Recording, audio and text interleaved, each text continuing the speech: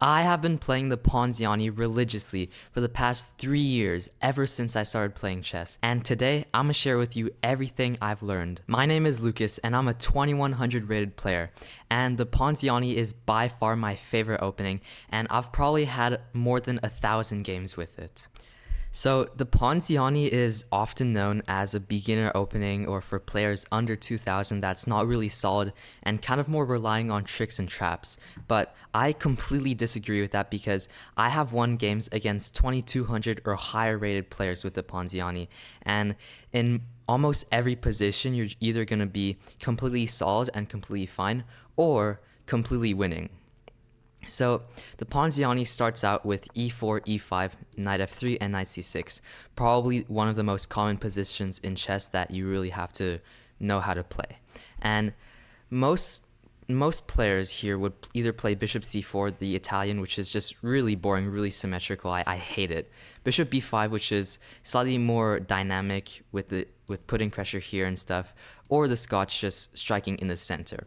But the Ponziani continues after c3, and the idea is to just build up a really big center with d4.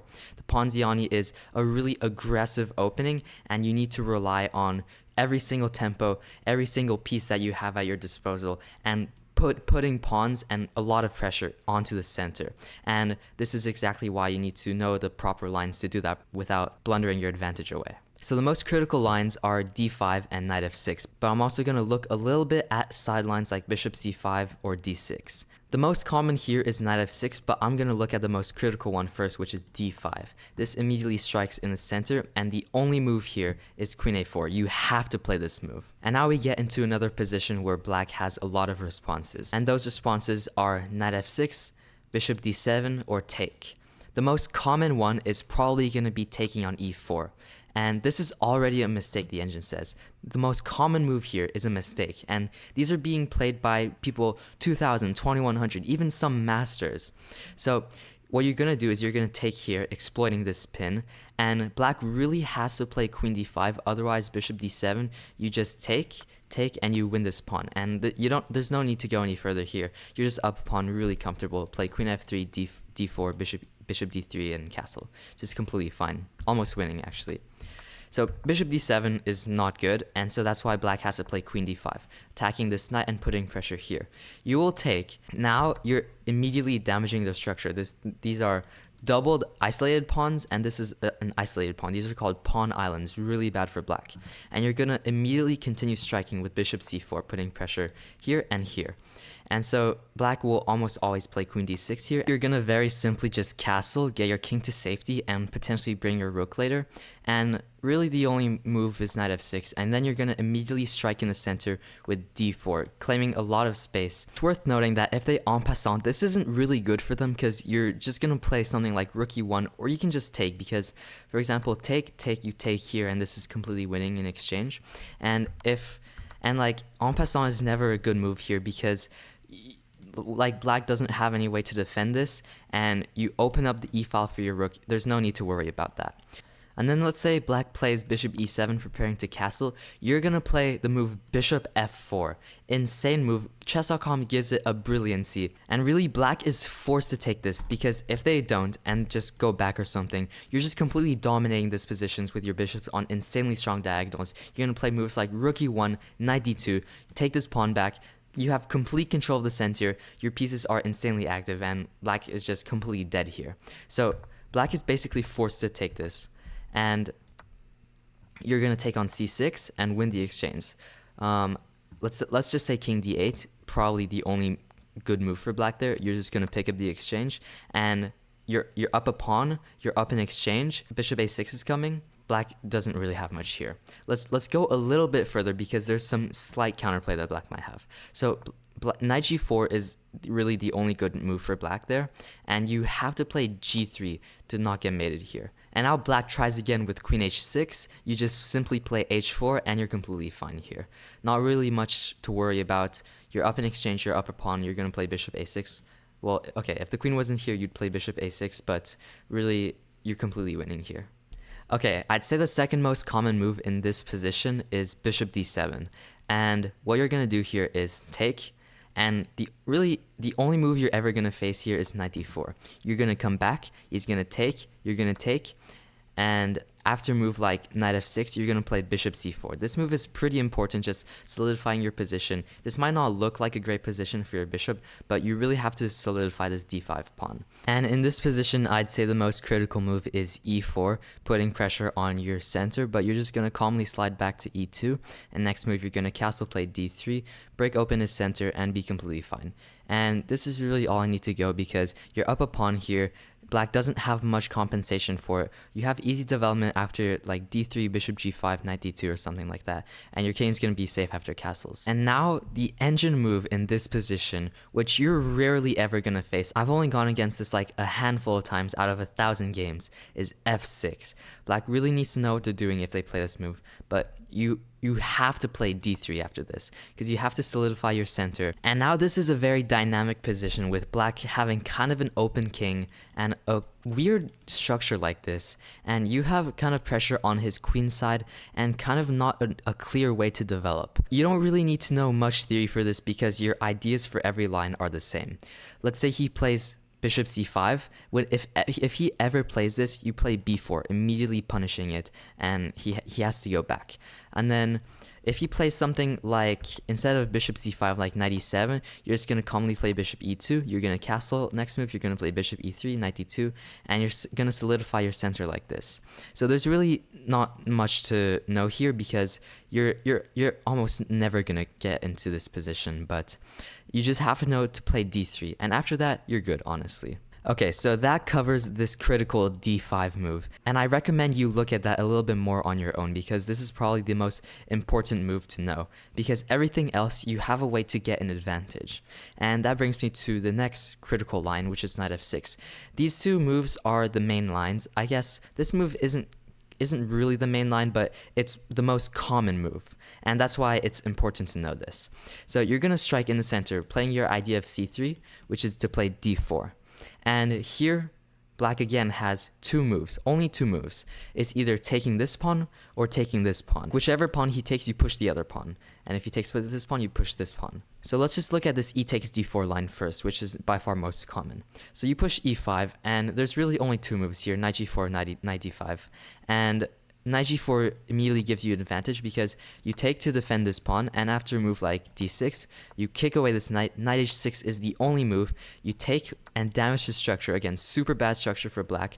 And then you can play a move like bishop b5. Here is just honestly an amazing position. You're +1, you have a really big center, you're immediately going to castle. Black's pawn structure sucks, and you're threatening moves like d5 and e6, just putting insane pressure on black. And you can even bring your knight in maybe something like this in the future. But just have such a good position here. No need to worry about anything up a pawn. And so here, if he doesn't play knight g4 and instead he goes knight d5, you're again going to take and solidify your center. I mean, the only moves are really d6 or bishop b4. Bishop b4 is by far more common. And you're going to play bishop d2. And here, I wouldn't consider this a really critical line. But if he plays d6, which is probably the most common, just challenging your pawn structure, you're going to take bishop c4, and now these knights are really loose. You're already threatening moves like knight c3 and queen a4, which just challenge these two knights, and if black doesn't play properly here, you're just going to win a piece. Usually, if you have pawns like this, you kind of want to take here and just leave this pawn here. But it really depends on the position and what kind of structure you're aiming for. But there's no need to go more in depth here because you have a pretty nice position, easy development with castle, knight c3, potentially queen a4, and pretty active pieces already. Alright, so that covers e takes d4, and again, I recommend that you take a little bit further look on that on your own because this is probably the most common move you'll face. This is actually probably the most common position you'll have in the Ponziani, and I mean, e5 just gives you a really nice position, and almost every game you're going to have a super strong center. So next is knight takes e4, which is definitely a lot rarer, but this is, again, a really critical line. So you're going to push d5, The most common move here is knight e7, but I'm first going to take a look at this really insane line, bishop c5, sacrificing this knight but going after f7. So the move here is you're going to accept this free knight, and now he has two options. He can take with either the knight or the bishop.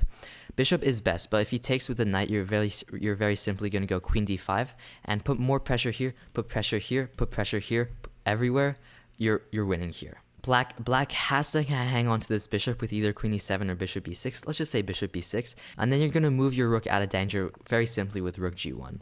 It's not good to take here because then he can take and now take your rook for free, and now you're not doing so great anymore. So just be careful about that, and don't get too caught up with this. Just remember that your rook is under attack and just move it to safety. But knight takes f7 isn't really that common, and you're probably going to face bishop f7 more. King e2 is the only move, and if black doesn't immediately retreat their bishop, then you're going to play queen a, like, okay, let's say they take here. You're going to play queen a4, immediately put pressure here and put pressure here. So now both of these pieces are extremely loose, and I think here the only move for him is f5 actually, and then you're going to play knight bd2, and just, even though your king is on e2, your pieces are very active and his pieces are extremely loose. And already this is a huge trap, because if he takes here, you can very simply take, and now this bishop has nowhere to go, but you're also threatening bishop g5, which just traps the queen. And so black has to be really careful here. So most likely black will play a move like bishop b6, getting this out of danger, and again, you're gonna play queen d5, putting pressure here and putting pressure here. And this position honestly looks pretty good for white because you have so many threats. Your queen this is like almost an octopus queen. You're attacking e5, e4, and b7. The only move for black that's not losing is to play knight f2, because this is kind of like a counterattack. You attack this rook, and so white doesn't really have any time to take here, take here. So again, you very simply get your rook out of danger, and now you renew the threat of taking here and taking here. And here the main line goes castle, take, take, take, and then queen f6. So here, you're up 4 points in material. You're literally up 2 entire pieces, but your king is on e2. Black has a lot of activity, and you have to make sure that you don't get mated. But I would definitely prefer to have this position as white, because basically, as long as I survive this attack, I just win. You literally just win if you defend. So your next moves are going to be knight d2, bishop e3, maybe king e1, depending on the situation. Queen e4, or okay, if this knight moves, queen e4, just bring your queen back to protect your king, and just do anything to protect your king, because if you do that, you'll win. Defending a position, especially like this, is really hard, but if you do it correctly, it's just a free win. Okay, so that covers this bishop c5 insane line, but here, most people probably don't see that, and so they'll most likely play knight e7. There you simply recapture your taken pawn, and then the most common move here is knight g6 actually. And I would actually recommend this trap, which instead of taking here, you play bishop d3, and now black thinks they're a genius. They think they have this desperado, knight takes f2, because if you take here, then they take here, and then they've just won a pawn. But you have this insane move, sacrificing your queen, bishop g6, because after they take, you take here, their king has to run. You play bishop g5 check, this is the only move, and now you don't take the free queen, you give another check, they have to go here, and you go knight a3. You're sacrificing another bishop, but if they take it, b4 is mate. And people fall for this trap a lot more than you think, because knight f2 is actually a very it's a very juicy move, because it wins a pawn for free, it dislodges your king, but people never expect bishop g6 coming, completely sacrificing the queen and ignoring this fork. But here some people might know that knight f2 is bad, and if they just take, you can simply recapture and you're doing fine here. You're just gonna castle, play move like bishop f4, knight d2, and maybe even c4, knight c3 if you're feeling like it. Alright, so I don't want to make this video too long, and that's why I didn't go too much in depth into those lines, but really the only lines you have to look at are d5, knight f6. But I'm just going to give you a little bit extra, because I think actually the most common move here for intermediate players is bishop c5, which is immediately a mistake because you strike in the center with d4 and you just have a huge center and black doesn't really have any compensation. It's almost +1. Bishop b4 is most common, but you just play knight c3 and look at this. So beautiful. Now I just need to go more in depth here, but you just have such a good position here. It's insane. And the other move is d6, which is again not good because black is just completely relinquishing the center. You can just simply play d4 and let's say take. Again, you're just gonna play knight c3, bishop c4, bishop f4, castle, and you just have such a good center, amazing attacking possibilities. If their knights get too close, you can easily push them away. And white is obviously much better here. Again, this is by far my favorite opening, and it's just so dynamic and aggressive, and you just get such good positions every game. I didn't go too in-depth because I didn't want to make this like a 2-hour long video, but I definitely could. So if you do want me to do something like this again with another opening like the Sicilian, for example, which is also one of my favorite openings, let me know. Thanks for watching, and consider liking and subscribing and commenting.